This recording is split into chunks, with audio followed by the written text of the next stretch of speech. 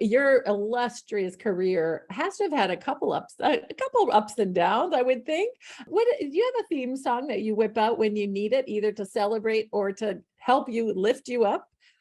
Absolutely. And it's almost as if you just read my mind. So I'm a woman of faith, and I do a lot of prayer before going into stressful situations. And you can imagine being in film and finance. I've had to make some pretty scary presentations, mostly boards with all men. Okay. And before I walk in, I usually play a song that's based on a Bible verse, but also has to do with my culture. And it's called On Eagle's Wings.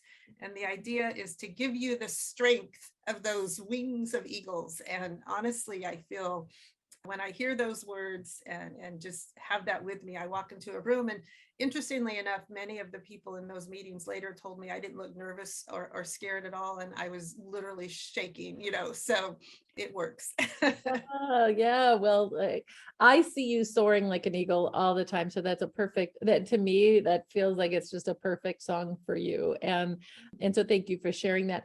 So in the introduction, I don't know if people could track everything that you have done and what I've said, but you're an investor, a board member, a teacher, a filmmaker. You're also a mom and a wife. How do you manage all of that? And do you have to prioritize sometimes? How do you manage across all, and a community leader and an activist? I mean, so many things, the list goes on. Well, I think like many women, I work on passion, and who has just one passion, right? And so over the years, that's sort of been my yardstick of what I want to do. And it's things that I'm extremely passionate about. And unfortunately, I'm passionate about many, many things.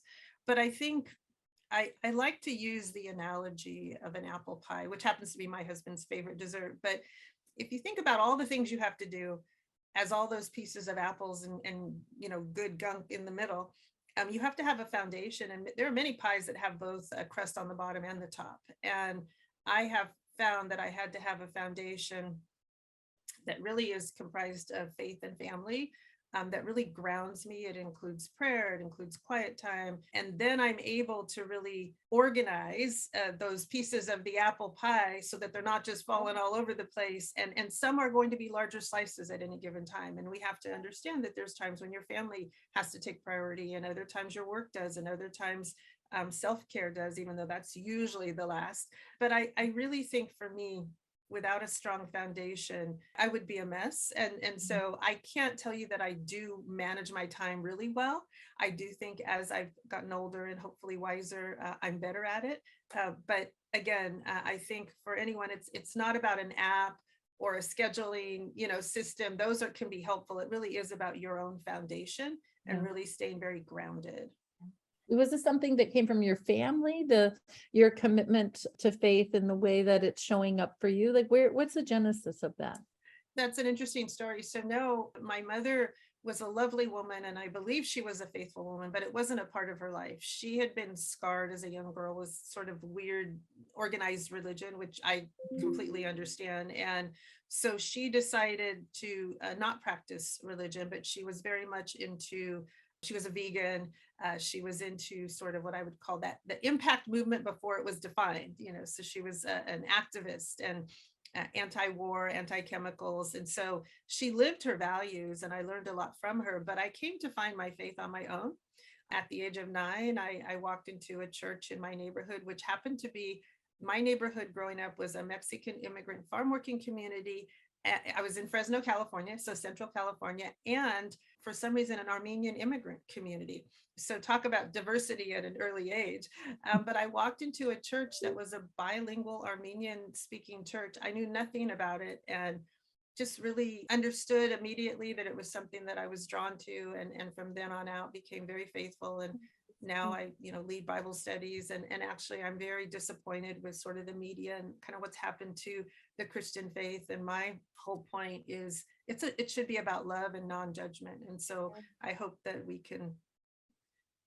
I hope that those of us that have faith can set examples that really show that what the media and some people are doing in the name of Christianity aren't the way it's supposed to be. Yeah. Thank you for giving that perspective. I think I think it's out of vogue to be talking about, our faith often. And I love that that is something that you lead with. I feel like, you and I got to spend some time together recently with some dear friends of ours talking about love, hope, and justice.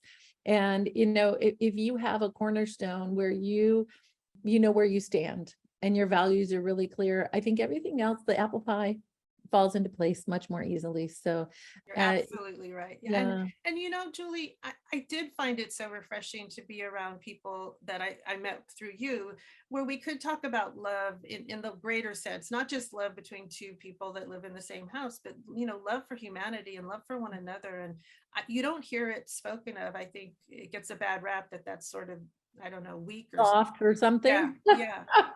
It's the But most powerful thing in the world. It is thank you. Yes, absolutely the most transformative, powerful thing in the world. Yeah. agreed. Yeah. So we just heard how your foundation of faith and your values sort of started. How did you get started in finance, Val? Like, was that your undergrad? Is that something you always knew you wanted to do? Like, tell us that story, because you've been an extraordinarily global national leader and really managed massive amounts of money in your life. How did that even start? Well, I'm glad we started off with faith, because I do think some of the events in my life that led to me being a professional and a leader in both film and finance were part of God's plan for me, because you can't always say, oh yeah, I planned this thing to happen, but in short, at the age of 13, with my mother's sort of influence of being an activist, realized I wanted to be engaged. She taught me whatever you believe in, and she didn't force me to believe in her principles. It was really find your own path, but whatever you believe in, you need to be engaged and you need to be stand up for those principles. And so I knew I wanted to be an activist. And at about 13, I realized that film was very powerful in terms of conveying messages and really changing people's minds. And so I decided I wanted to be a filmmaker and went to UCLA, majoring in film and television, and loved it. But while I was there, I decided I was on a full scholarship, but it never provides enough money. And I decided I wanted some spending money. So I interviewed for a position that literally had been posted on the wall of the UCLA film department. And it said hiring Gal Friday. That was the job description, which is awful now that you think about it. But the skill sets where we want someone who's very organized and willing to learn. And I had now call that project management, but yes, exactly. project management. And so I went to the interview, and I remember later thinking this person could have been speaking Chinese to me, because I had no idea what he said. But basically he said, we're hiring someone because I'm bringing out the high yield leverage finance department from Drexel, Burnham, Lambert in New York. And we plan to really expand leverage finance, bonds, high yield bonds. I mean, I was a theater film major, Yeah. and it turned out that it was Mike Milken who was interviewing me, and he was bringing out an entire department that literally changed the landscape of finance in this country. And I was there, I think it was the third or fourth hire. Wow. And I later have told people it was my MBA, because I learned everything I possibly could learn. And what was interesting, when I think of God's planning, we financed a lot of casinos in Las Vegas, and Steve Wynn, all of his work, and so I learned how to finance through leverage finance casino hospitality projects. And then later in 1988, the Indian Gaming Regulatory Act passed, giving tribes recognizing our right to operate casinos and hospitality projects. So that really led to me starting the investment bank to assist with the financing of tribal casinos.